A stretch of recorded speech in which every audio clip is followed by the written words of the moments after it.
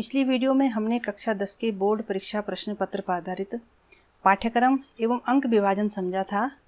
तो आज की इस वीडियो में हम अपनी पाठ्यपुस्तक क्षितिज भाग 2 के गद्य खंड का पहला पाठ नेताजी का चश्मा पढ़ेंगे। नेताजी का चश्मा एक कहानी है जो कि रोचक किस्सा गोई शैली में लिखी गई है। स्वयं प्रकाश की कहानी नेताजी का चश्मा देशभक्ति का संदेश देते हुए देशभक्ति के स्वरूप को भी स्पष्ट करती है। तो पहले देश और देशभक्ति के बारे में जानते हैं। चारों ओर से घिरा वो भाग ही देश नहीं होता, बल्कि देश उसमें रहने वाले नागरिकों, नदियों, पहाड़ों, पेड़ पौधों, वनस्पतियों तथा पशु पक्षियों से बनता है। और इन सबसे प्रेम करने तथा इनकी समृद्धि के लिए प्रयास करने का नाम देशभक्ति है। कहानी का नायक चश्मे वाला फेरी लगाकर चश्मे बेचता है। उसकी देशभक्ति के कारण लोग उसे कैप्टन कहते हैं।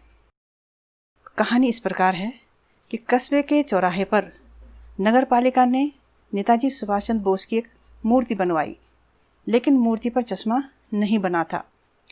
यह बात कैप्टन चश्मे वाले को दुखी करती थी, इसलिए वह बांस पर टंगे अपने गिने चुने फ्रेमों में से एक मूर्ति की आंखों पर पहना देता था। अगर वह फ्रेम किसी ग्राहक को पसंद आ गया तो वह उसे बेच देता और नेताजी की मूर्ति को दूसरा फ्रेम पहना देता। कहानी के दूसरे पात्र हालदार साहब हर 15वें दिन अपने कार्य के सिलसिले में इसी कस्बे से गुजरते थे और नेताजी की मूर्ति की आंखों पर हर बार अलग प्रकार का चश्मा देखते थे।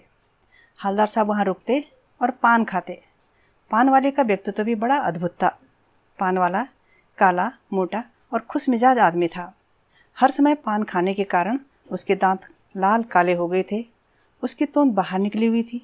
जब वो हंसता तो उसकी तोंद थिरकने लगती। हालदार साहब ने पान वाले से पूछा कि नेताजी का चश्मा हर बार कैसे बदल जाता है। तब पान वाले ने कैप्टन चश्मे वाले के बारे में हालदार साहब को बताया।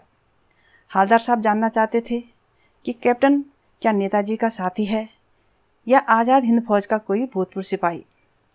पान वाले ने कहा, वह लंगड़ा क्या जाएगा फौज में, पागल है पागल।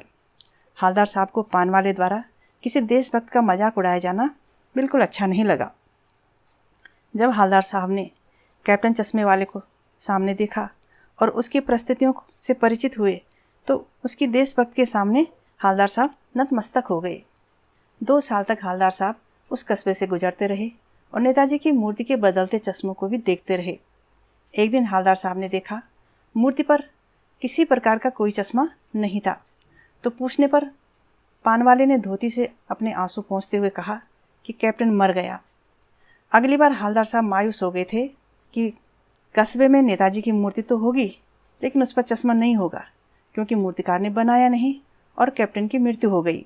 आदत से मजबूर आंखें चौराहा आते ही मूर्ति की तरफ उठ गई। वे जोर से चिल्लाए, रोको, और गाड़ी से कूदकर मूर्ति के सामने जाकर अटेंशन में खड़े हो गए।